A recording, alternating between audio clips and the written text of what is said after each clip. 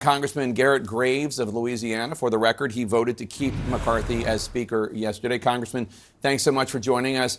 When asked last night if your party can decide on a leader by next week, you said, hell no. Do you still feel that way now? Because your party, my understanding, is scheduled to vote a week from today. The party is scheduled to vote, and I think that what's going on right now is that I think people are going home, letting tempers decompress a little bit, coming back together starting on Tuesday. Going to do a candidate forum and have people that are interested in the speaker's role talking about their candidacy and what they want to do, and then ideally a vote's on Wednesday. But I want to remind you, Jake, going back to January, even without all the sore wounds then, it took 15 votes to finally elect a Speaker of the House. I think you have more raw emotions at this point, and quite frankly, I'm not sure why anybody would even want the speakership right now, and that the position really lacks stability. Who do you think should be Speaker? I mean, your fellow Louisianan, Steve Scalise, obviously is running. And who do you think the 8 Republicans who voted to oust McCarthy might support? Look, I think that some interesting dynamic is anyone who they come out in support of, I think, is gonna cause a lot of other Republicans to really have a distaste for. And so it's a very interesting dynamic that we're seeing right now. Look, there are a lot of good people who have thrown their name in the ring, but I've been very clear that we're not going to make a commitment right now. Obviously, any speaker from Louisiana would be fantastic, but I want to be clear, we're not going to make any commitments right now at all. And here's why.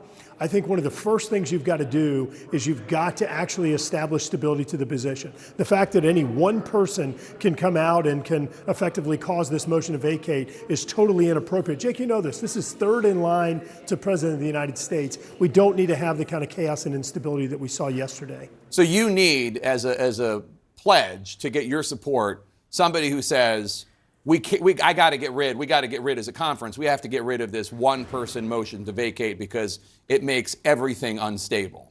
I think what would make sense is 2 different things before we even get into the speaker's race. Number one, within the Republican conference, there's a rule already that Matt Gaetz violated yesterday that prohibits any one person from bringing up a motion to vacate. The problem is the rule doesn't have any penalty or enforcement action. Secondly, I think the conference should come together and change the House rules to raise the threshold on a motion to vacate above just 1. I mean, think about this. Again, third in line to the President of the United States. We don't subject the President or the Vice President to that type of low threshold. The United States needs to have more stability than we saw yesterday. Do you agree with Congressman McHenry's decision? He's the temporary speaker, the Speaker pro tem, to put a pause on the week to let tensions settle?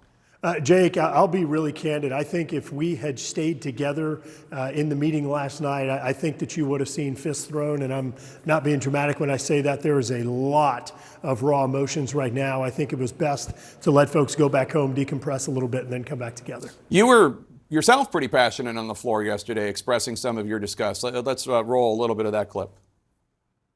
What's going on in this country today? What's going on in this body? Where you have Freedom Works, Heritage, Chip Roy, and Jim Jordan say something's conservative, and these folks say it's not, and they're right. And all of a sudden, my phone keeps sending text messages. Text messages saying, hey, give me money. Oh, look at that. Oh, look, give me money. I filed the motion to vacate. Using official actions to raise money. It's disgusting. It's what's disgusting about Washington. This afternoon, your fellow Republican Congressman Mike Lawler of New York said he supports removing Congressman Matt Gaetz from the Republican House Conference. I assume that's who you were talking about on the House floor in that clip.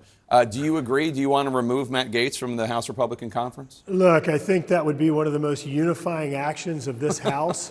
However, I also think it's really important to not just think about step 1, to think steps 2, 3, 4, and 5. And in this case, with the slim majority that you have, while there are people that are drooling for that to happen, that just isn't a viable path forward right now. But I do think that some type of penalty or punishment for what he did. And look, let's be really clear. You had eight Republicans that came together yesterday with 208 Democrats. So effectively, this was a Democrat eviction of Speaker McCarthy and really didn't represent the true position of real Republicans yesterday. No minority party ever votes for the opposition leader to be the speaker. I don't find the Republicans blaming this on Democrats to be very convincing. If the no, shoe was on the other foot, Jake, let me be clear on what I was saying. Yeah. My point is that if this wasn't a Republican position to evict Speaker McCarthy is my point.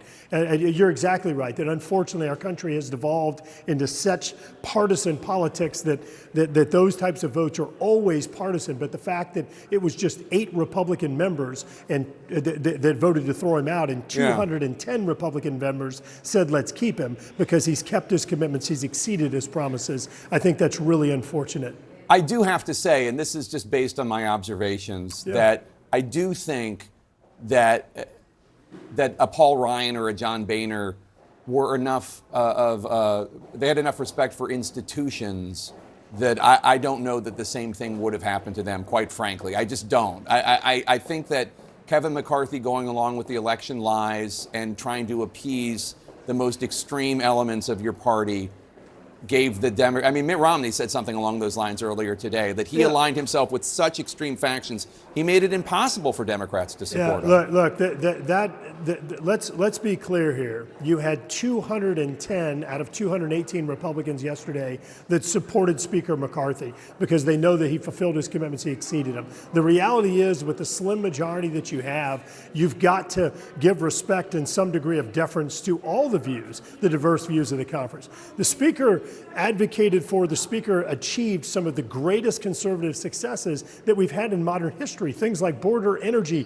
the greatest savings in American history with what we negotiated in the debt ceiling negotiation, the first environmental streamlining, strengthening work requirements for welfare, all of these great conservative wins he achieved. That's not catering to this group of extremists. It's simply advancing conservative objectives. I'm not talking about that, though. I'm talking about lying about the election. I'm talking about not punishing people when they say, horrifically bigoted things. I'm talking about that sort of, speaking at a white nationalist convention. I'm not talking about conservative principles. Hang on. A few things. Like, number one, Speaker McCarthy didn't speak at any. I'm not talking about him. I'm talking about Gosar and Marjorie Taylor Greene doing it, and him not saying anything about it. And the Speaker of the House has had a number of conversations with members that have gotten out of line. Similarly, whenever Democrats have gotten out of line, we've tried to take appropriate actions there as well. But that's not what this is about. Bottom line is the Speaker has achieved some incredible successes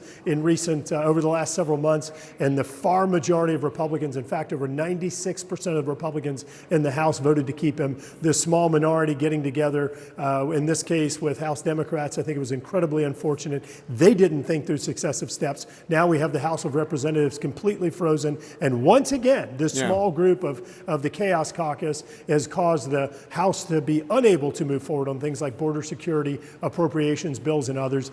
These are the arsonists that light their house on fire, that whine about their house being on fire, put it out, want accolades for doing it, then set up a GoFundMe page to get money for it. It's outrageous. Republican Congressman Garrett Graves of Louisiana, good to see you, sir. Jake. Thanks for coming on.